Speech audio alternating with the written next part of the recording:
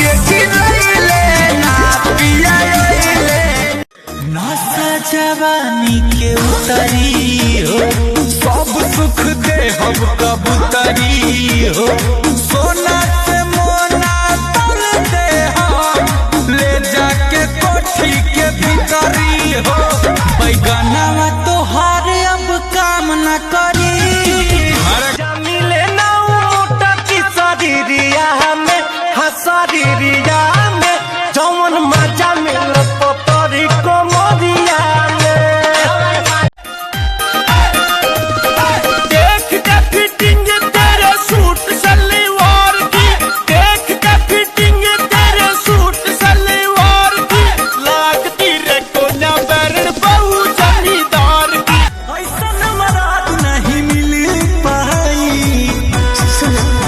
हमके दुल्हा बना लो ना तो दोसर लेके जाई पढ़े के बेरा तो जाके घुमनी रहार में गिर गइल बानी अब ओकर नजर में हो गइनी कंगाल हम तो माल के चक्कर में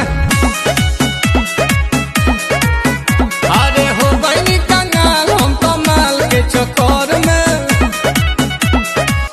कहतारे बाबूजी ना रहे दे हम घर में चार बेरी ओ रहलिया मेला दिन भर में हो गइनी कंगाल हम तो माल के चक्कर में सुन सुन फूल गे न तू लागत तारू छेना खर दो नहीं तो दब के चुआ दे जवानी के जाता में छापे मुआ दे जवानी के जाता में